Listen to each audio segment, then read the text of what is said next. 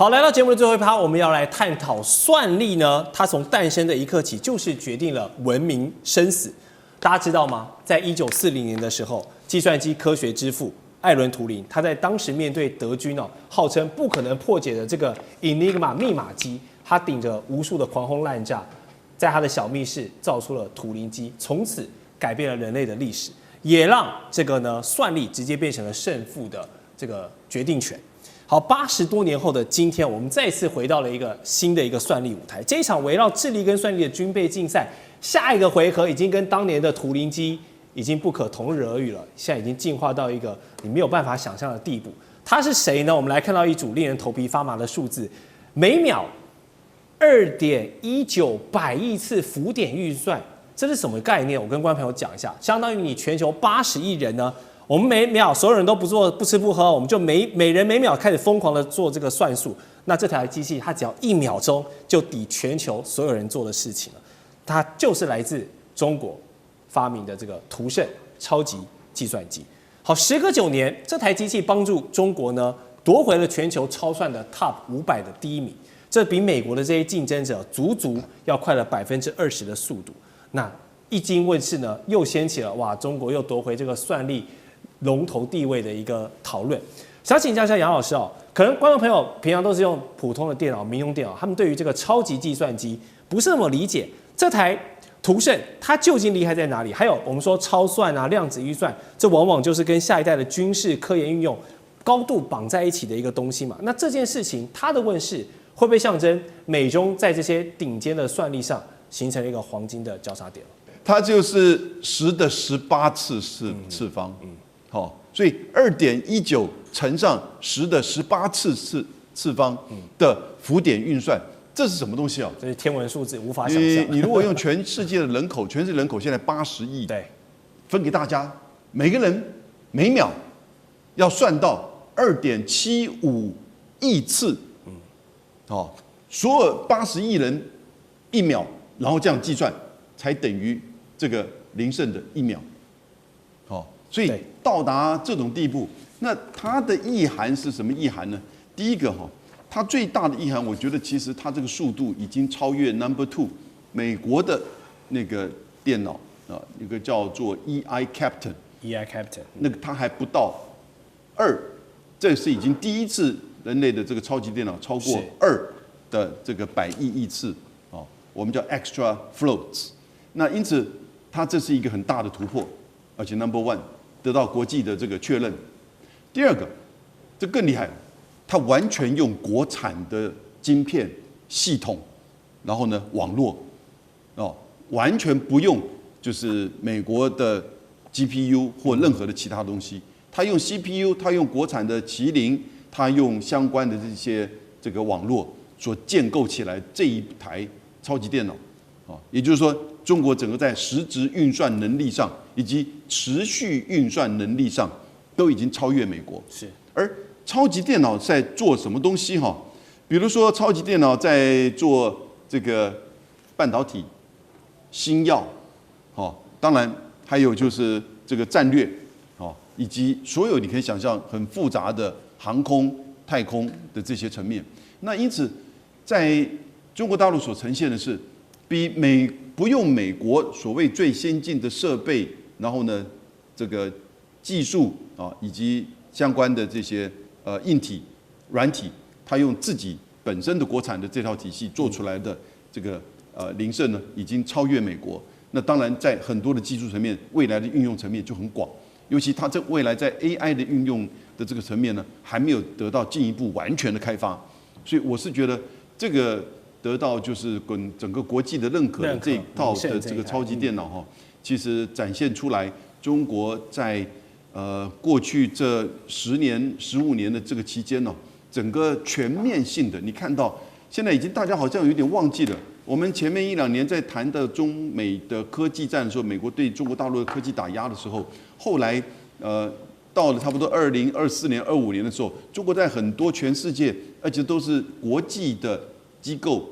的研究發現到，超過63個全世界的關鍵核心的技術，中國已經有將近2/3是領先全球的。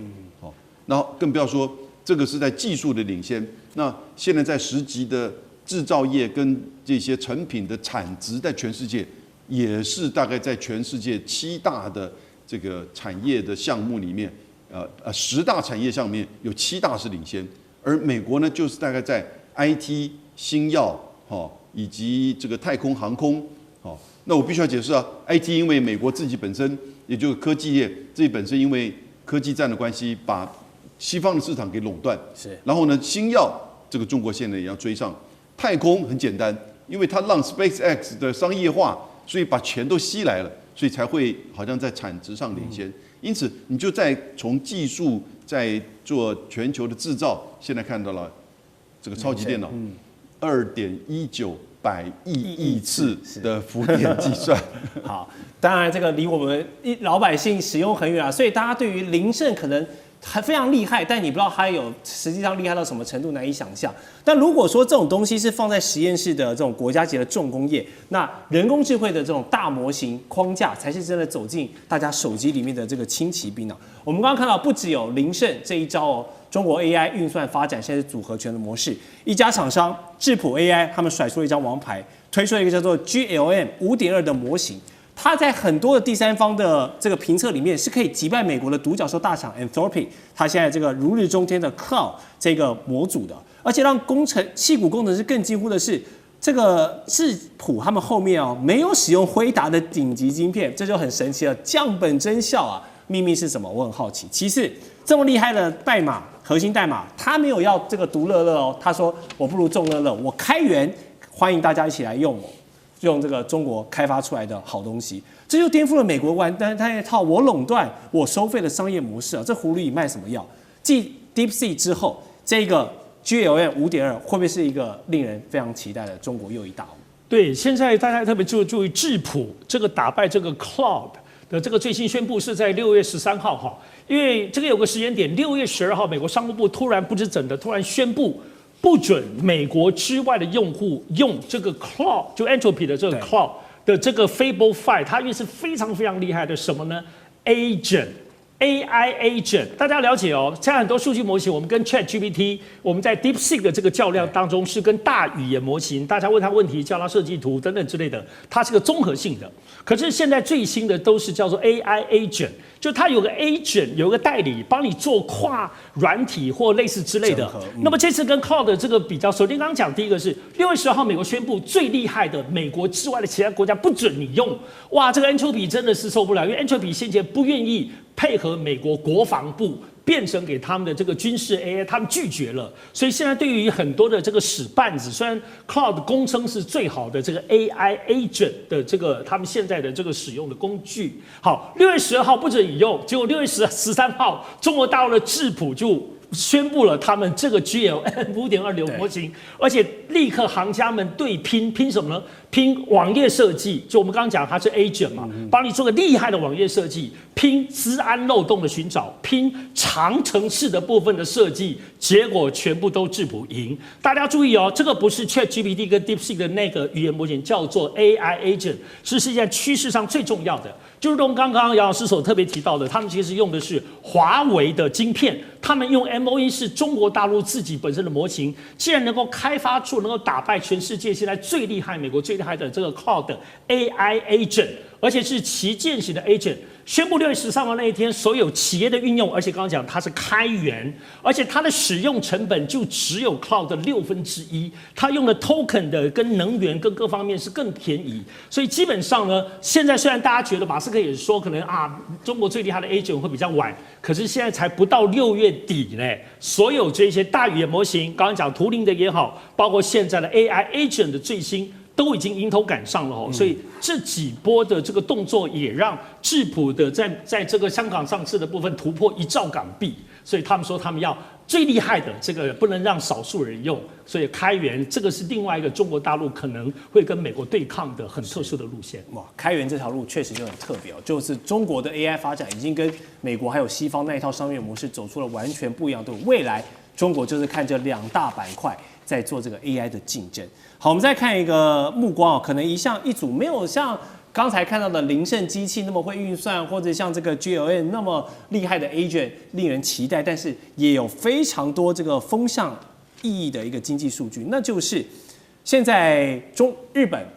大家都知道嘛，我們在很多的這個 AI 的領域裡面，或許大家想到先進製程，會想到台積電，想到 HBM 的這些高頻寬的記憶體，會想到韓國的三星跟 SK 海力士。但是行家都知道，日本在這個行業裡面扮演的角色，就是作為供應商、設備商還有材料商這個領域啊，其實日本有非常多的隱形王者，從光阻劑、關鍵清洗、薄膜、氣體、靶材等等，日本其實把握了很多半導體裡面的這個一環。但是現在日經新聞就報道，日本半導體設備開始對中國大陸的銷售額出現了破天荒的減少，先減少了多少？10%，這就是一件非常反常的事情。因為現在全球包含中國大陸都在持續做 AI 基礎建設的大興土木，照理說你應該用的更多才對，但你既然減少了，我們只能唯一的解釋就是中國自己的產出把這部分缺口補上了。我們合理懷疑。中國半導體國產化的進程已經在鴨子划水，底下呢開始越來越多的這些廠商啦，配合的廠商已經可以把這個洞給慢慢補上了。將軍，你有觀察到這一塊嗎？日本5大這個半導體的產業設備企業，這個在2024年的時候對中國的銷售額是1.66兆，1.66兆，但是到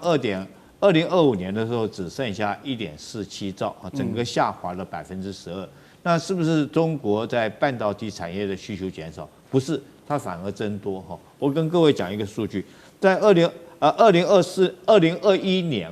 到2025年，總共4年的期間，中國半導體設備總共成長的數額是這個21%哈，可以是加倍成長。那為什麼中國這個需求加倍成長，反而從日本進口的這些半導體設備反而減少？那很明顯的是，中國自己有自主能力，它開始開發生產，而且中國在這方面來講的話，是由政府來主導帶領的相關的企業來共同發展，建立自主性的半導體的產業的這個供應鏈。